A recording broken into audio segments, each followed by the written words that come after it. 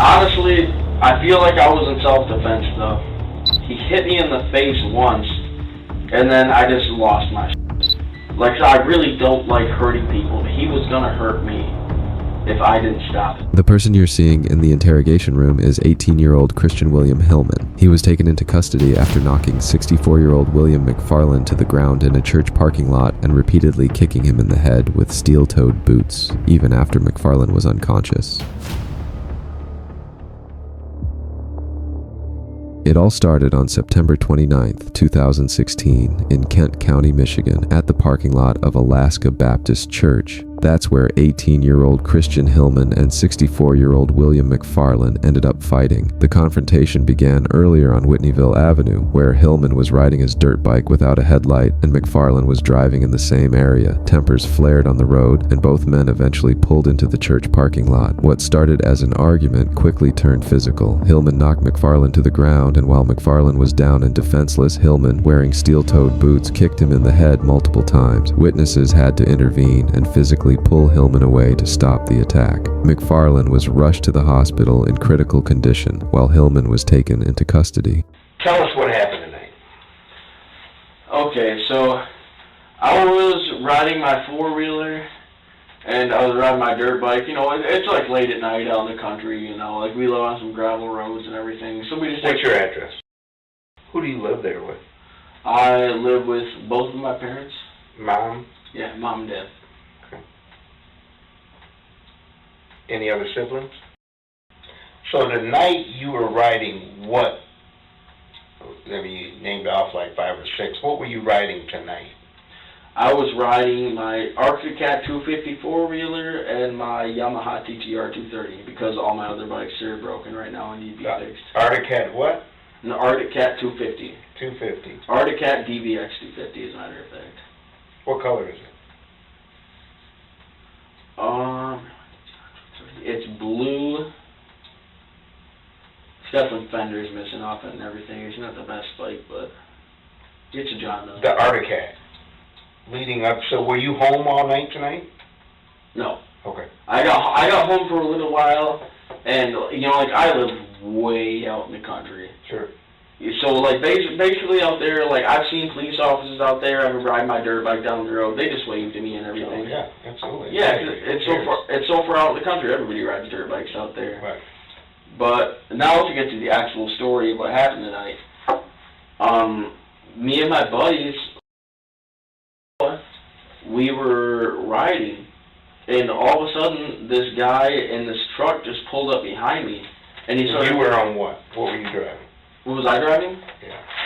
I was driving the TTR 230. Okay. You gotta look that bike up, nice man. I will. It's nice, man. But anyhow, the guy in the truck pulled up behind me, and he started blaring his horn at me. The man he's referring to is 64-year-old William McFarland. During the interrogation, Hillman appeared calm, showing no stress or signs of regret. Instead of focusing on what happened, he talked casually about his dirt bikes, while McFarland was fighting for his life in the hospital. It is usual for suspects in these situations to try to justify their actions or present themselves in a positive light to investigators. Let me ask you this. Where were you at when you were riding? This guy pulled up behind you. Where were you at? Well, I don't know if you guys know the area. I do. I used to work years ago when I worked the street. I used to work there. Oh, yeah, for sure. But, do you know, like, 52nd and Whitneyville? I know where 52nd, where the railroad tracks are there? Yes. Okay. Yeah. You're an OG, bro. No, right. Right. But, yeah, we were taking... So, were you on Whitneyville coming south, or were you on 52nd? Which way were you going? Which way is south from there? Cascade runs this way, 52nd comes south on... You know what I mean?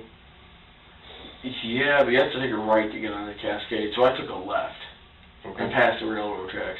Because there's usually like this dirt road we like to ride down. It's a lot of fun. Okay. So you're near 52nd in Whitneyville? Yeah, oh yeah. Okay. Right a few houses. Now, the police already had stopped by my house today. Okay. Okay. Yeah. Why? Some detectives. Oh, why? I don't know. I was really mad at my mom, though, because she just let them right in the house and everything. Oh, I wasn't there. Sure. Yeah. I know nothing about that. I don't know why that would be, but... Yeah, I was frankly irritated with that. Was that before this incident or after? After. Oh. Oh, after the incident. Okay, I thought you meant earlier in the day. All right, let's get with it. So you're 52nd and Whitneyville area. Yeah. You're on the dirt bike. ATV? Yes. Okay. And some guy in a truck. What does the truck look like? I think it was a Chevy Silverado, and I think it was black as well. But anyhow, He pulls up behind you. yeah, he pulled up behind me, and it's more for like people who ride motorcycles. If people are tailgating someone on a motorcycle, one slip up and you're dead because that next car is going to run you over. Right. So I kept stopping. I kept asking, like, hey, what are you doing? What do you mean you stop and ask? Like you talk to him, or you're just kind of giving emotions? Yeah, I was Okay. like, what are you doing? 'Cause he was trying, like, he wouldn't go by me. He just kept riding my. So basically, I stopped for a second, and he started getting all mad and getting out of the car and everything. And I was like, I don't want trouble and anything. And he put his hands around my neck.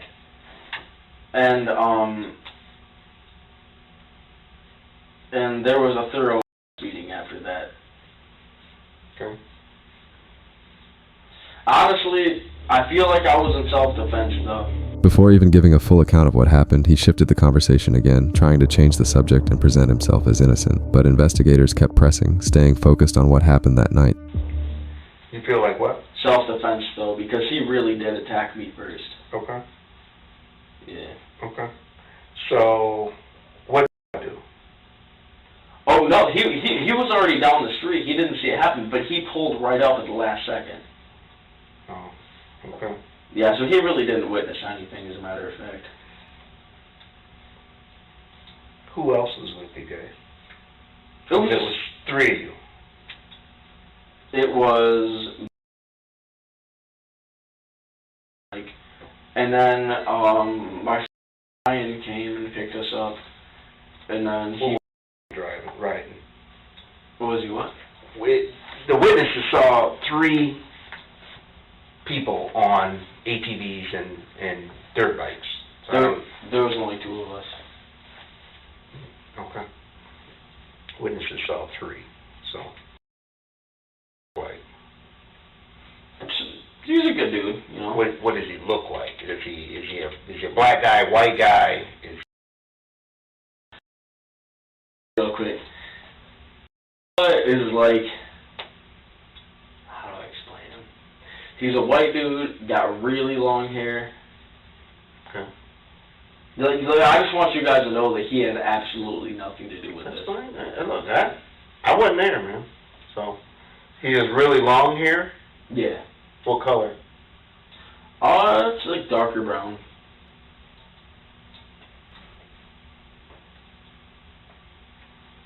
Okay. Is he taller than you, shorter than me? Not by like a really long ways, but. Could I put these handcuffs on? No, you don't. Alright. Those aren't handcuffs. Those are ankle cuffs. You go around your ankle. Hell yeah. So you're riding the ATV. This truck pulls up behind you, and it's just kind of following. Yeah, like he turned his brights on. He tried to run me off the road. Like it's a small dirt bike. He pulled up the side and he started pushing me off to the side of the road. Like I almost crashed a couple times, and that's when I was starting to get irritated because I mean that's just disrespectful. Mm-hmm. Like I had lights, Mm-hmm. and he clearly could see that I had lights, but like I don't know what he was so. So was it already dark at this point? Yes. It was dark out? Yeah. And he, basically what happened is I asked him, like, why are you following me? Like, why are you, because I pulled over into a church parking lot to let him go by, and he stopped. And then I honestly think he was intoxicated. Mm-hmm. Because he got out and he was slurring his words and everything. Okay. This church parking lot, where is that? Do you know what church it was? You said you pulled over. You tried to pull over near church parking lot. At this point, while Hillman was claiming self-defense, he didn't realize that police were already searching his house. There, they found the boots he had worn that night covered in blood, evidence that made his self-defense claims appear far less convincing. I gotta think of what church it is.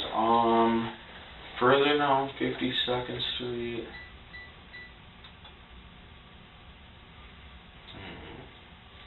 Honestly, I do not remember the name of the church. Okay. So you pulled over and you said he got out of the truck? Yeah, he got out of the truck and he was like, "What are you gonna do?" And What does this guy look like? Is he like young dude or? No, he was like maybe 35, 40. Okay. And he got out of the car and he put Big guy or small guy? Oh, he was a big dude, but he got out of the car and he put his hands around my neck like he was trying to strangle me. Did he say anything? Yeah, he was talking a lot of stuff. Was anyone around besides you? Oh, yeah, some other people pulled up. Who pulled up? I have no idea who those people were. They were just bystanders. Did they say anything or? Not really. They just looked. They saw him put his hands around your neck? Who could have put? Okay. But these bystanders, I mean, up after everything was over. Yeah. You said he wasn't involved in the beatdown, so how would he see when he put his hands around your neck? Well, he was there at first, but as soon as the fight started, that's when he wanted to shoot out. Okay. So he puts his hands around your neck, and like it was like a really hard. It wasn't just like a play thing. He was trying to strangle me. And then what did you do? Well, like I used to be an ex-heavyweight boxer, so he hit me in the face once, and then I just lost my. Okay. Like I don't know. Like, I really feel bad about it. No. Like, I really don't like resorting to violence. Like, I hate violence, man. Sure. But I just lost my temper. Okay. Well, what did you do? I mean, you lost your temper. Did you yell at him? Did you spit on him? I don't know what that means. I wasn't there. So you lost your temper. What did you do? Explain the beatdown. What was the beatdown? Well, basically, he tried to pick me up. He was like, "Oh," I can guarantee you he was intoxicated. Okay. And he got out of the car and he was like, what are you gonna do? Tried to put his hands on my neck and everything, grab my neck. So I got him off me, and I hit him in the face a few times. He started to like stumble down. With what? With what? What'd you hit him with? My hands. Okay. Okay. And then basically after that, I kept hitting him, and I was telling him to please stay down before I have to hurt you more. Like, I really don't like hurting people, but he was going to hurt me if I didn't stop it. Okay. So I just had to completely make sure, like, he was immobilized, he couldn't hurt me, he couldn't hurt my friends. Your friends? Who's your friends? Just if one of my boys would have pulled up, like, I don't want him freaking out at him either. Like, I caused this situation, I take, like, full responsibility for my actions. Mm-hmm.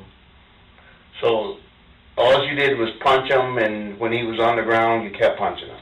Yeah. That's all? Were you punching him in the face, in the foot, in the arm? Where was you hitting him?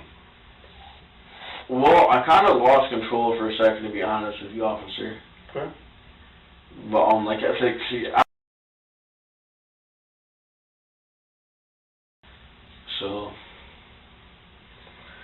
So then, it sounds like you gave him a beatdown, is the way you described it, right? Yeah. And then how did it end? What happened at the end? Well, he was just laying there. Cause I really knocked him out cold because I didn't want him to get back up. Okay. And so after that, me and my buddies just took off and went back to my house and sat down for a minute, contemplated what happened. Hillman tried to claim self-defense, but investigators uncovered evidence that told a different story. A photo posted on social media by one of Hillman's friends, along with the bloody metal shoes they recovered, suggested otherwise. Witnesses also stated that Hillman continued kicking McFarland in the head with his steel-toed boots even after he was unconscious, showing that the attack was driven by anger rather than self-defense. So you guys do the beat down, or you do the beat down, and you go back to your place? Yeah. Okay.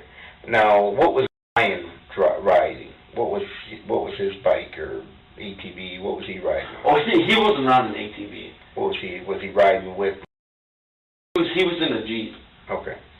He was in a Jeep. Okay. So you guys go back to your house, and then what happened? Was your people at home at your house when you went back there? We just got back, and we just hung out for a little bit. You said you contemplated and talked about what happened. What were you guys talking about? And what? You said that after he was gurgling, the guy was gurgling, and you guys left, got out of there, and you contemplated on what had took place. What were you guys talking about? Like afterward? Mm-hmm. Nothing. We're just trying to forget about it. Like, I lost my temper. I really hate being angry. Sure. Like, it's one of the worst things, the worst feelings, but... What, how long, so what time is it by now, do you know? Right now? No, when this incident happened and when you left and got back home. Oh, man. What time is it right now? It's like 1 in the morning now. Oh, for real? Yeah, 1:20. Man.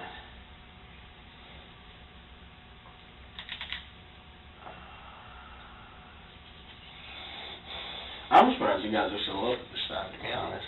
What time did you guys get back from after riding? Do you know? You don't know, you don't know. Oh, like, no, right after all that stuff happened, Do you know what time all that took place, or no? I was riding my bike, so I didn't really have time to look at my phone. So then where do you put these bikes and ATV, and where did you put them? In the shed, or where did you put them? Oh, they're in my garage. Okay. So then you put those in the garage, and then what did you guys do? Just same thing as usual. We'll just shut the garage door, shut the ATV and the dirt bike in there. Then went inside, smoked a couple cigarettes. Hillman even acted strangely after the attack. He said he simply went home with his friends, smoked cigarettes, and tried to forget about what happened, as if he hadn't just left a 64-year-old man lying unconscious with severe brain damage. He never called 911 or tried to get help. Instead, it was a bystander at the church parking lot who made the emergency call after witnessing the assault. County 911, where's the emergency? We got a guy down on the road. There was some kind of altercation with a motorcycle. It looks like he was assaulted by a guy on a bike. So he's unconscious? He's not moving. Are you all right, sir?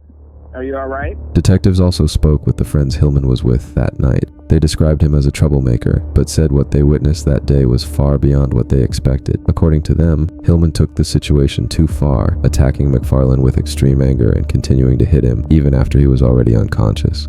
You all about to lock me up? No. Well, we need you to be completely honest with everything. Oh, I'm being completely honest with you guys. Okay. Not being completely honest with everything. Okay.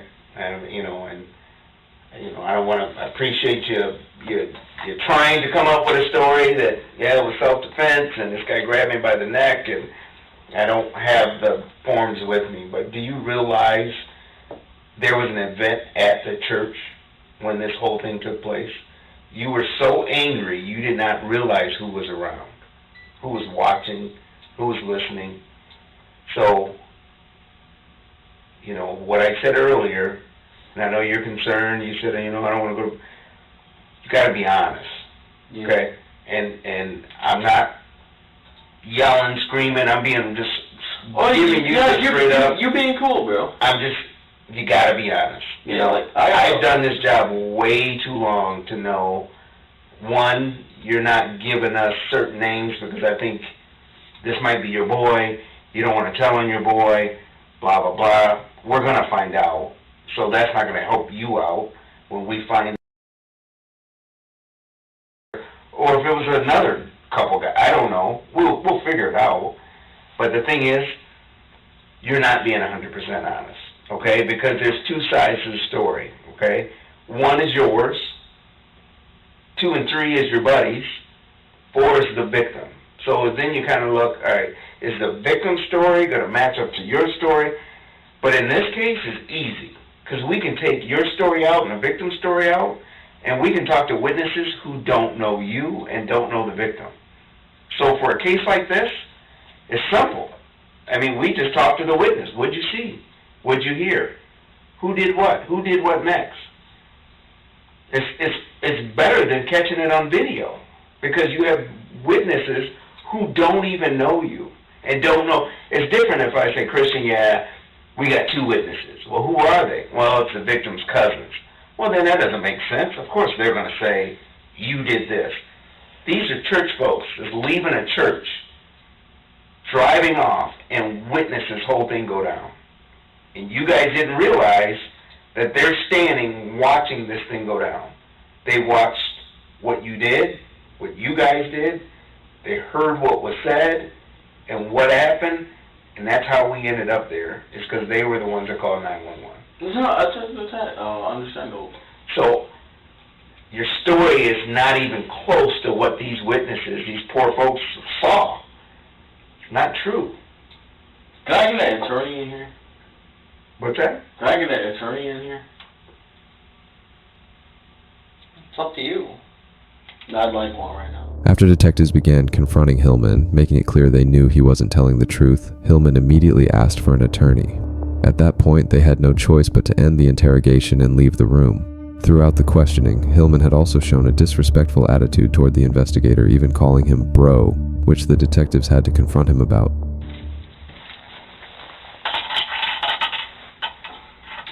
Oh, hell yeah.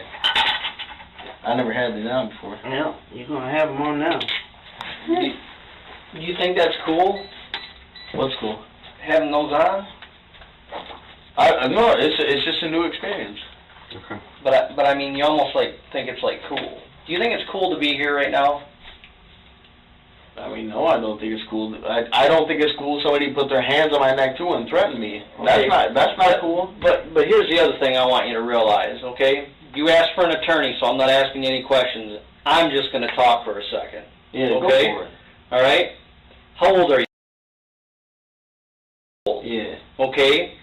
And you walked up in here, and you're talking to my partner, calling him bro. He's over twice your age. You should be calling him sir.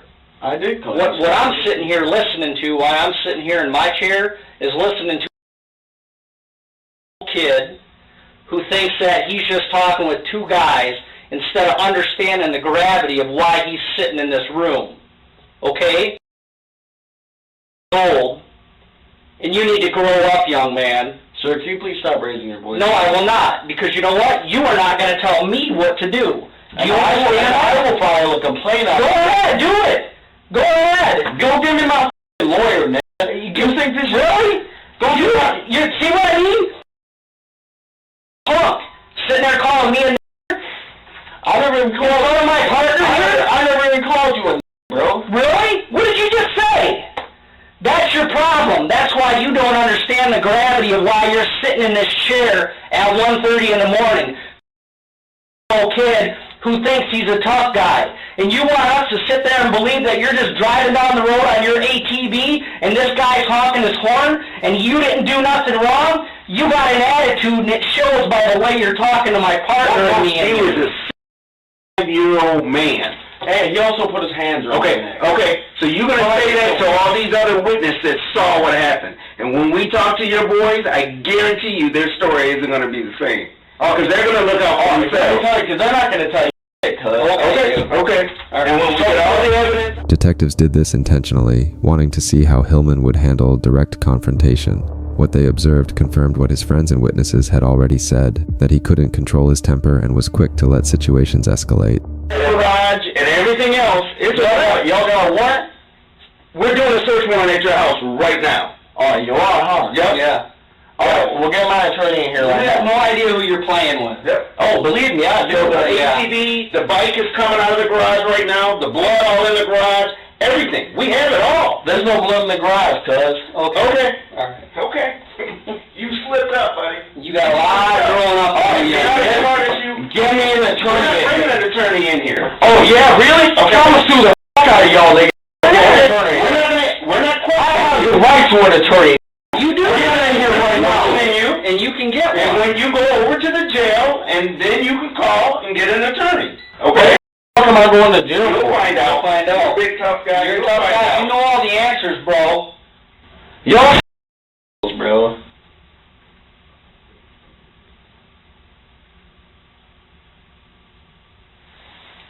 What's up? That was good. Can I get a glass of water, man? Yes. Alright, cool. Just so you know, we're doing a search warrant at your house right now. So my boss is out there at the house. They got a search warrant.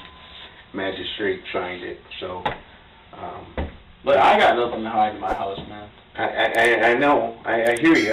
But I'm just letting you know what's going on. I mean, I don't want you to think that I'm bullshitting you or anything. I'm not making this stuff up. Yeah, you keep it on 100, bro. And you know, there is blood inside of that garage. And In my garage? Chris, okay.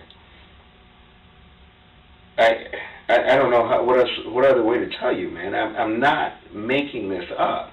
Okay. Oh yeah, I know you're not making it up. You're a cop. Inside You're of a your cop. garage, yes. There's blood inside of your garage. So that's what we're dealing with right now. Okay. And we're in the process of finding. Thanks, man.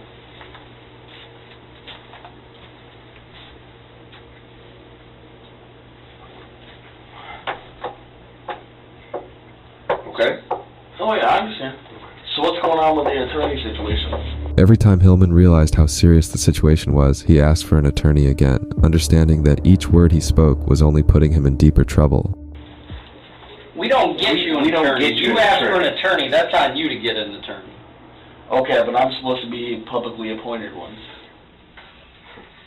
You don't understand how the process works, do you?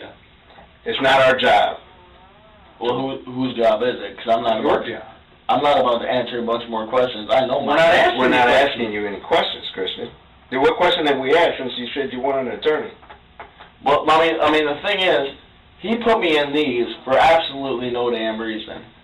I'm just sitting here cooling. Okay. I don't understand it. You're being detained right now, okay? We're not asking you any questions, and it's not our job to call to get you an attorney. That's not our job. Then whose job is it? Yours. Okay, well, I need my phone to do that. Okay. You just hang tight, Christian. We're going to get the search warrant done, and we'll kind of decide what's going to happen next, okay? How can we get a hold? Really? You guys don't need to contact them. They had nothing to do with it. Well, here's the thing. You're not running this investigation, so it's not your decision on who we're going to talk to. Hillman's claim that his friends wouldn't say anything to detectives only made investigators more certain he was hiding something. What he didn't realize was that his friends had already spoken to them, sharing details about his behavior that night, and when Hillman was later given access to his phone, he had no idea that everything he was doing was being recorded. He about to come in here and kill me up.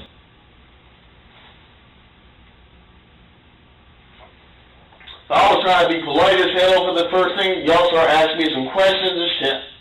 Trying to be all nice to y'all.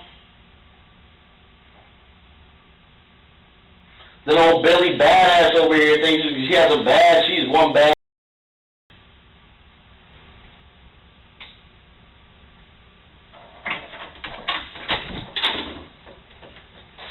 Good looks, man. I appreciate it, bro.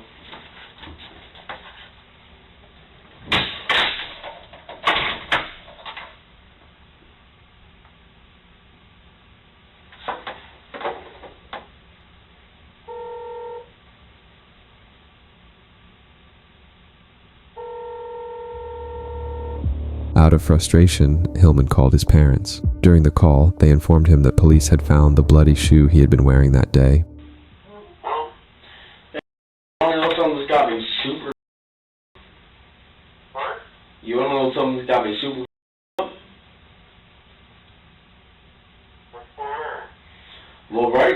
I am in the Kent County Police Department. I am chained to the floor, and they were refusing me to give me an attorney. Well, we have to hire one. What did they charge you with? No, this is the thing, Dad. Like, literally, they will not get me a public appointed attorney, and that's their job. Because we can afford one. They don't have to get you one until after they're raining. Alright, well, I'm not staying in jail then. I'm sorry, like, somebody's gonna have to bail me out. I don't know if you can. Yeah, you damn sure can. What are you arrested for? Well, for getting in a fight with that dude. I shouldn't even brought my ass down here. They're trying to pull that good cop, bad cop shit. That shit's hilarious. They think they got that shit all figured out like there's some OGs or some shit.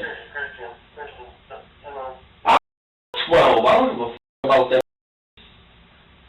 Christian, come on now. You know, you make things work for yourself just talking like that. No, but the only problem, this is what I'm not understanding here, is they will not give me an attorney which is supposed to be present during this time.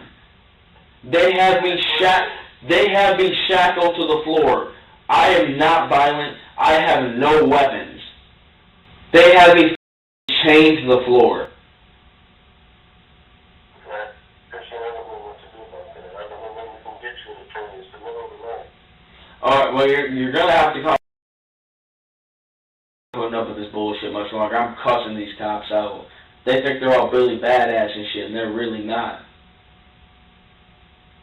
All this and just get you in a lot more trouble. No, I got freedom of speech. I can say whatever the f I want to those. Alright, Christian, you're gonna be like that. I can't help you. You're gonna just get more trouble. Alright, well, I need somebody to come bail me out. Well, I don't know if you can. I'll have to call my home and see what's going on. Alright, I'm Go ahead. The way he spoke to his father with such disrespect gave investigators a clear picture of his attitude and lack of remorse. Next, he called his mother, demanding her support.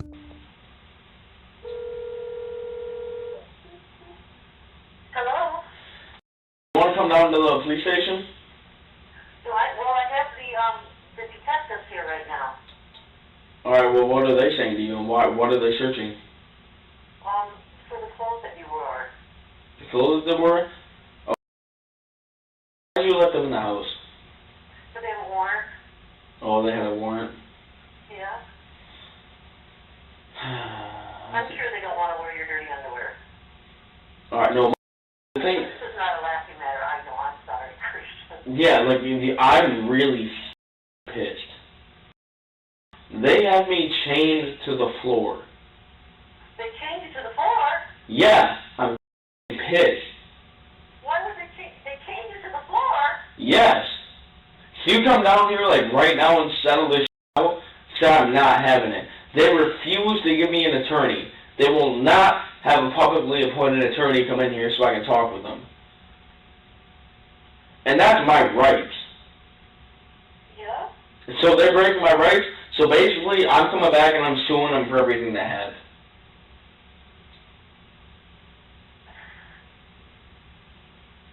Gee, Christian. Look. You got me chained to the floor. You're laying on the floor and you're chained. Yeah. Please come down here. Well, I have the guys here right now, so I can't leave. I need help more. I need a lot more help than what they're doing right now. Yeah, listen, I can't leave. I can't even go downstairs in the basement or anything Why? because they're doing a search. Whereabouts are you anyhow? I am at the Kent County Jail right now. Is that the one?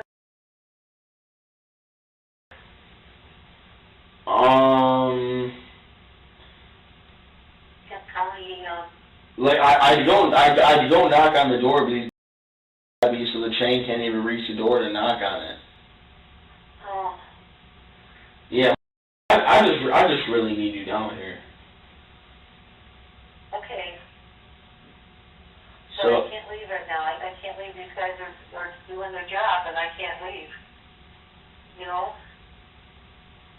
And my phone is dying, by the way. Really need you to be here. So, are you at the Kent County Jailhouse? Yes. That's what you call it? Well, actually, damn it, hang on. I'm up. This is going to be a struggle. Listen, come on.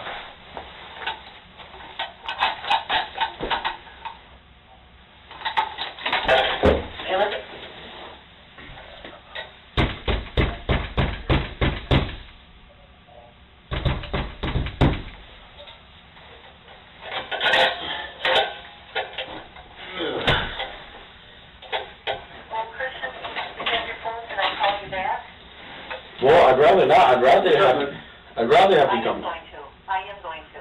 You coming down here? Yes, I am. As soon as I get a chance, I will. All right, look. Everything comes out here. And you're at the Kent County. It's Kent County?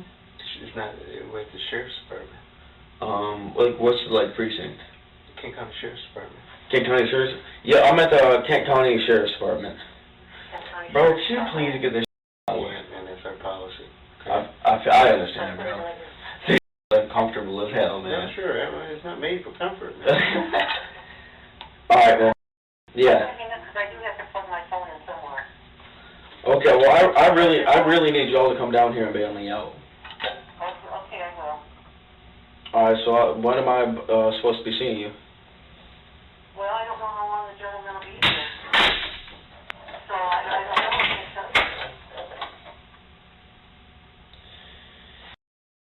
My phone's on a low battery right now too, and I'm pretty much. Okay, well, hang up the phone and then I'll come down. Hearing the way he spoke to his parents, and even the way they spoke back to him, made it clear to investigators that his parents had enabled his behavior. Hillman was so used to getting his way that he didn't seem to grasp how serious the process was. He didn't even understand that things like securing an attorney take time, not something that could simply be arranged the moment he demanded it. I just want to go home, man. Because these ankle cuffs, man.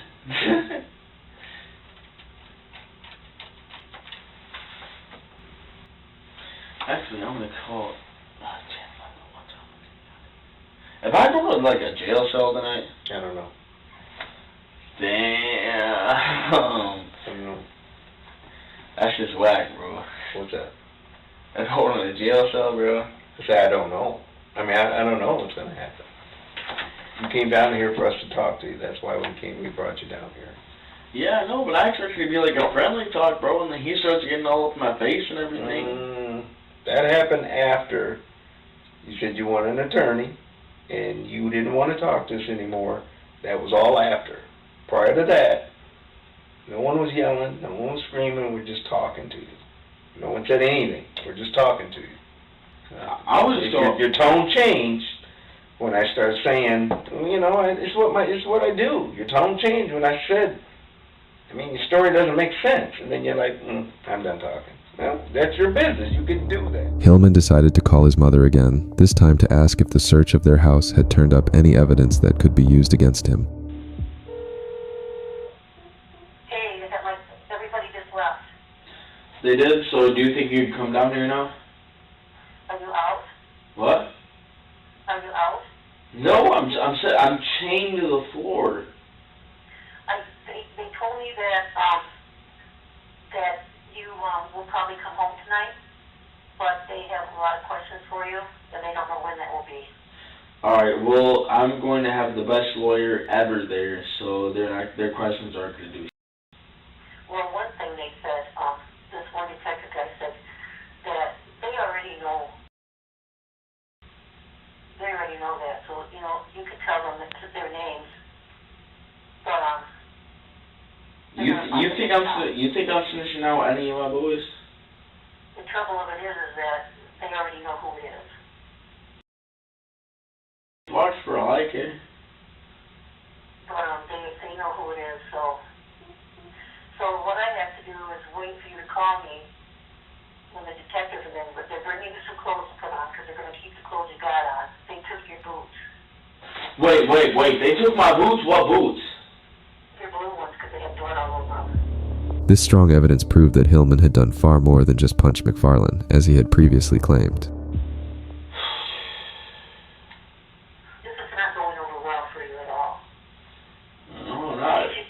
Just like you said, you did some serious damage, but the thing is, I think there's two sides to the story. Two sides of the story, his mother said, but it was clear that neither Hillman nor his mother showed any real concern for the man who was fighting for his life in the hospital. To them, it was as if nothing had happened. A medical examiner later reviewed the injuries Hillman claimed to have suffered during the fight, but found no evidence to support his story. There were no signs of anyone trying to strangle him, as he alleged. Hillman remained in custody after his arrest. He was initially charged with assault with intent to do great bodily harm less than murder, along with related assault charges, but it wasn't long before those charges were upgraded to second-degree murder, after 64-year-old William McFarland died in the hospital nearly 5 weeks later. In 2017, Hillman was sentenced in Kent County Circuit Court to between 22.5 years and 100 years in prison. I'm really concerned about Mr. Hillman being free and on his own. And probably if there wasn't testimony about the man's down on the ground being hit, I'd feel differently.